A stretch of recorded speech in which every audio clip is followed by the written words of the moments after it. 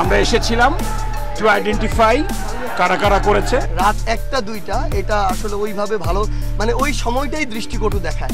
রংপুরে জাতীয় পার্টির চেয়ারম্যান জিএম কাদেরের বাড়িতে হামলার ঘটনার পর থেকে উত্তপ্ত পরিস্থিতি বিরাজ করছে সারা দেশ জুড়ে। এরই মধ্যে বৃষ্টিসহ বৈরী আবহাওয়ার মাঝে শনিবার রাত থেকে রংপুর নগরের পায়রা চত্বরে অবস্থান নেয় সেনাবাহিনী।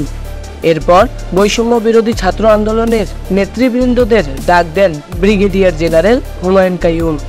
হামলাকারীদের চিহ্নিত করতে ভিডিও ফুটেজ দেখিয়ে নেতৃবৃন্দদের করেন নানান প্রশ্ন।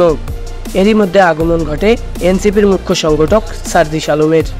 ব্রিগেডিয়ার জেনারেলের সাথে চলে দীর্ঘ আলোচনা।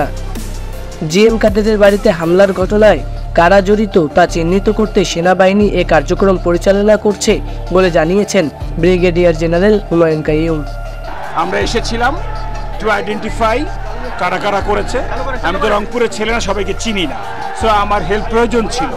আমাকে দুটো দলেরই যারা কর্ণধার তারা কথা দিয়েছে, তারা আইডেন্টিফাই করেছে ভিডিও ক্লিপ দেখে এবং ফুটেজ দেখে যে হ্যাঁ এরা তাদের দলের। তারা যা বহন করছিল এটা বহন করার কথা না।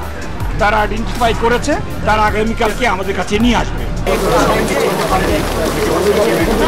এনসিপির মুখ্য সংগঠক সার্জিস বলেন, এই ঘটনাকে কেন্দ্র করে মধ্যরাতে সেনাবাহিনীর তদন্ত দৃষ্টিকটু। এই বিষয়ে তদন্তের জন্য বৈষম্যবিরোধী ছাত্র আন্দোলনের কাউকে হোক, বিএনপির, জামায়াতের, এনসিপির যে কাউকে হোক তাদেরকে জিজ্ঞাসাবাদ করা যেতে পারে, অবশ্যই প্রয়োজন।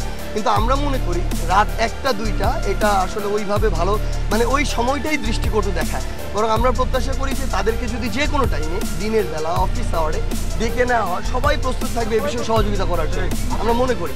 তো আমাদের জায়গা থেকে এইটুকুই প্রত্যাশা থাকবে যে এক ঘটনার শুরু থেকে কনসিকোয়েন্স টানার জন্য, সে অনুযায়ী কাজ করার জন্য। আর দ্বিতীয় প্রত্যাশা থাকবে যে এই সময় এবং সার্বিক সিচুয়েশন যেন এমন না হয় যেটা আমাদেরকে আসলে বিব্রতকর পরিস্থিতিতে ফেলে, যে কারণে আমাদের যে যাত্রা সেই যাত্রা পথে ব্যাঘাত ঘটে। গত 29 মে বৃহস্পতিবার রাতে জাপা চেয়ারম্যান জিএম কাদেরের বাড়িতে হামলার ঘটনা ঘটে। এরপর থেকেই শুরু হয় দেশের বিভিন্ন জেলায় জাতীয় পার্টির অফিস ভাঙচুর। বর্তমানেও এই ইস্যু উত্তাপ ছড়াচ্ছে দেশব্যাপী। নিউজ ডোর ডেস্ক রিপোর্ট।